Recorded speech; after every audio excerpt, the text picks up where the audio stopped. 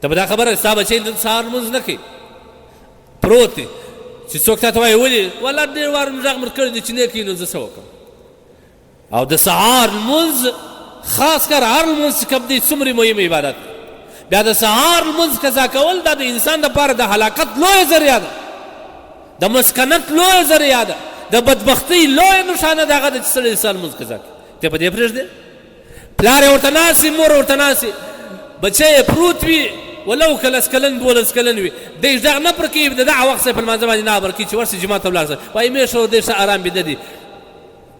چې راکښېنه خوب یې خرابېږي صحیح دی خوب یې امور خرابوه د قیامت په ورځ به بیا د دې نتیجه بیا ته ووینې ته خو په دنیا کې د اولاد خوب نه ور خراب چې پروا نه لري ستړی دی ګره ورځ ګرځېدلی دی بیا را وګرځي دا لارې هم پلار ورښي مور یې ورښي مه کوئ د خدای لپاره د اولاد داسې تربیه مه کوئ نبی کریم صلی الله علیه وسلم روایت دی مروا اولادکم بالصلاة وهم ابناء 7 سنین خپل اولاد په لمانځه باندې امر کوي چې د 7 کالو سي 7 کالو غار چې ووځي یعنی مطلب دا دی چې په لمانځه امر کا د 7 کاله در مخه د خپل اولاد ته لمونځ ور ورښیه کلمه ور ورښیه دا ستا اولاد دی دا ستا د زړه ټوټه ده الله په وپېژنه رسول په وپېژنه قیامت په وپېژنه جنت او دوزخ په وپېژنه ملائکه په وپېژنه د دنیا او د زندګۍ مقصد په وپېژنه د الله کائناتو کې سوچ و فکر ورلکه دا تربیه ده ځکه نبي علیه الصلاه والسلام وایي مروا اولادکم بالصلاة وهم ابناء 7 سنین د خپلو اولادو روزنه په لمانځه باندې وکړه هغه په لمانځه باندې امر که په داسې حال کې چې دوی د 7 کالو وي لمانځه ته بیا چې راځه لمانځه ته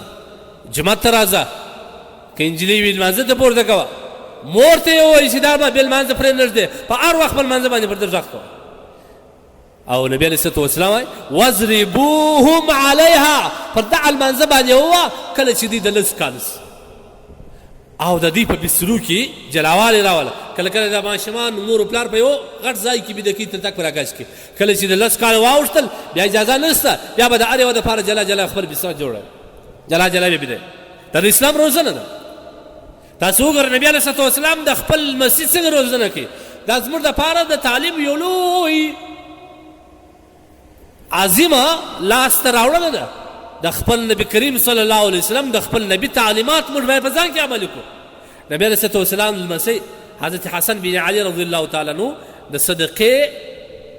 یوه خرما راپورته کړه خولې ته چې ورغله نبی علیه الصلاه والسلام ورته کخ کخ موږ تاسو هم په پښتو کې ماشوم ته کخ کخ وایو لیکن په عربي کې د کا په زیر باندې کخ کخ مطلب یې دا مخوره بیا نبی علیه الصلاه والسلام په دغه ماشوم کې د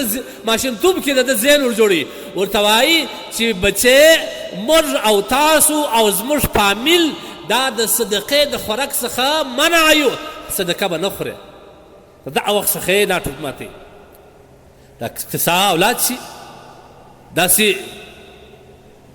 رویتوب کوي یا پر یوه خوا پر بلې خوا ځغلي یا د بل چا د لاسو شان کاږي ستا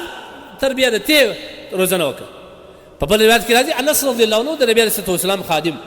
د نبي علیه الصلاه والسلام سره په ماشومتوب کې ورسره و د ډېر وخت څخه نبي علیه الصلاه والسلام سره پر ډوډۍ باندې ناست یو وار د دې کاسې کې د دې ځای خوراک وکړي بیا د دې ځای وکړي بیا د دې ځای نبي علیه الصلاه والسلام یې د لاس ونیوی